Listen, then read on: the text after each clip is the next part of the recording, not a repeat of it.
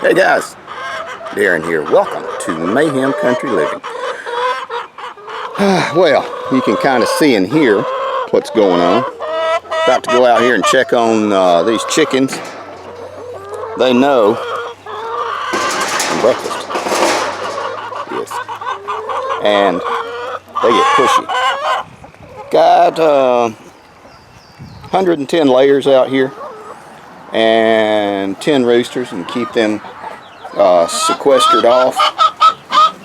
These are all Gen 1s, or Generation 1 and 2. You'll see some of the smaller birds.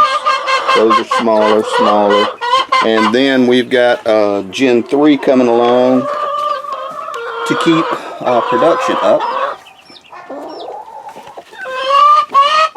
But didn't come out here to talk to you about chickens.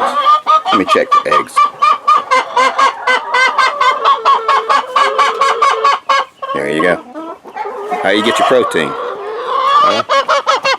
Chickens and eggs. Alright guys, more coming.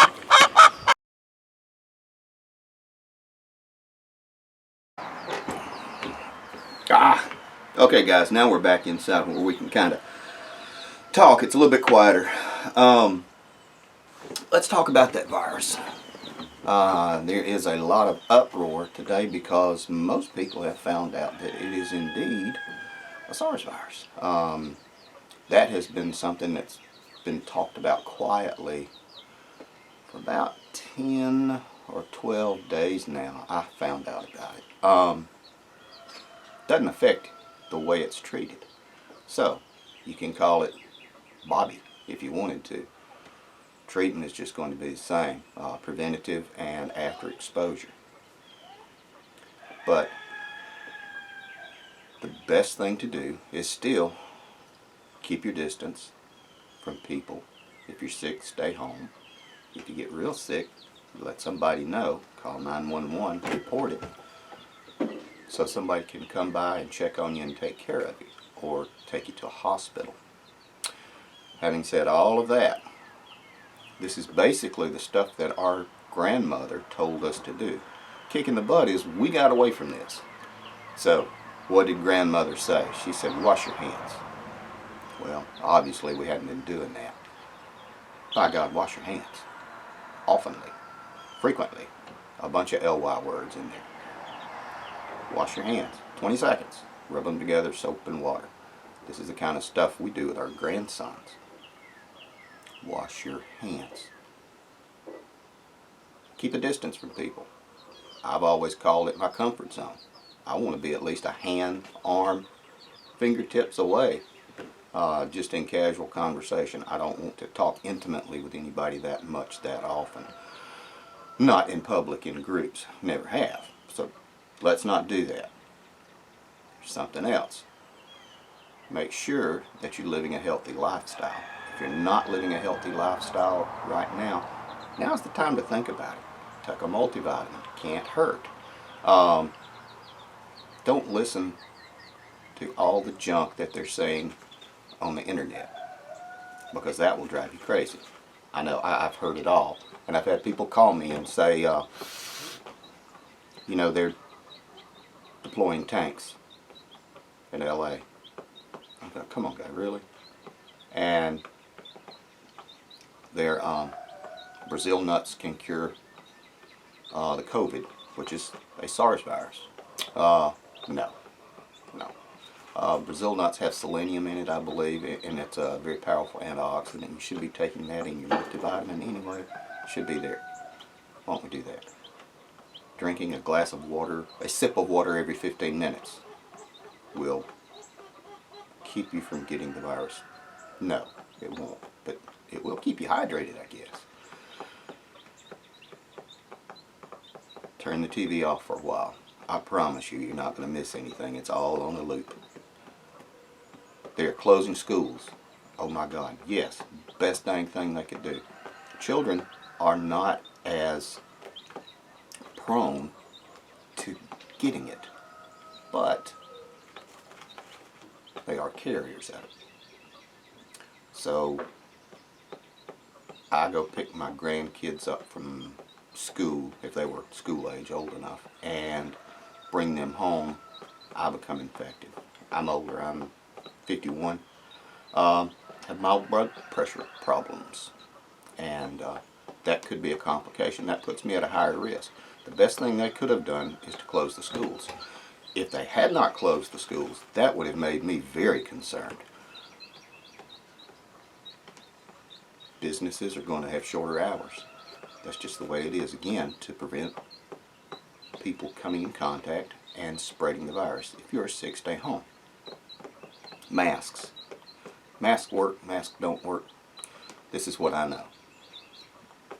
And this comes from the CDC as of yesterday, the 18th of March. If you are in public, you do not need to wear a mask unless you are sick or you are around someone who is sick. Now there's that caveat in there. It's one reason they don't want people to be gathering in groups and everything. It's not to impose a martial law to take any of our rights. Although we will find some of our rights after this is over to be more restricted. That is one of my predictions just historically. And that's not me doing tinfoil hat time. That's just the way it is. This is the virus that will change the world. People will look at this in a different light. And again, that is not me doing doom and gloom. That is just me telling you what I know. A lot of people have subscribed to the channel here lately. And guys, thank you. I'm going to bring you on board, and I hope you enjoy some reasonable, thoughtful considerations on preparedness, self-reliance, independent living. This is just what we do. We will get through this. This too shall pass. It will. We're going to stay separated, guys. I would recommend that everybody kind of keep a little bit of a distance from each other. Wash your hands. Eat healthy. Like I said, live a proper lifestyle. One of the best things you could probably do is if you're out by yourself and you're able to, go sit out on your porch, take a deep breath, and just hold it and let it out. I'm not saying do it in a crowd of coughing people, but just do that. Just take a break. One of the nice things is, here in the Northern Hemisphere, this virus came onto us about the best dang time, because historically speaking, respiratory viruses do not like warmer weather. They do not like warm, moist weather. Here in central Alabama, yesterday was in the 70s, today is going up into the 80s. We are at the top of our bell curve, and we are going to approach it. If we get us a good, nice week of warm weather, you will see the numbers begin to fall off.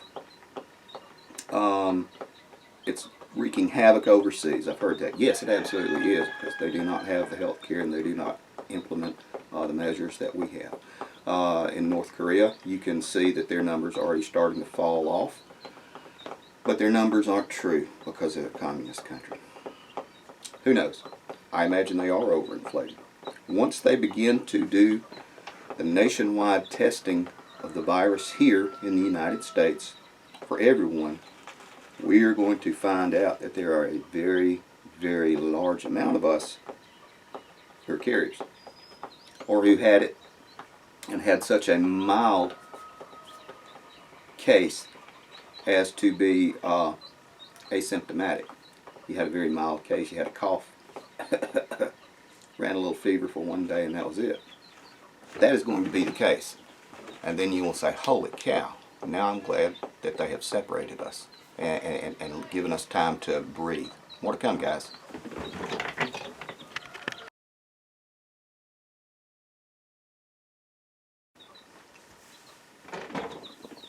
Okay, guys. So, now, let's recap. Wash your hands, you dirty boogers. Eat healthy. Take a multivitamin. Get your nutrients. Don't go into large groups with people. Stay home when you have to. that will go a long way. And look at it this way as well. All of these things are also helping to reduce the spread of regular influenza all across the United States. Regular influenza has killed a whole lot more people than this SARS has. The thing that they are concerned about is the long recovery time and the long hospital stays for those who contract it, and contract it hard, because it is a long, serious hospital stay. We're talking about ventilators and stuff like that. They're doing all of this, they're wanting us to do all of this to help conserve the amount of hospital beds, so the hospital system will not be overtaxed.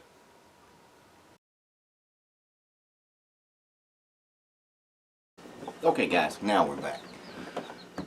So, just be aware, be safe, continue to do your preps.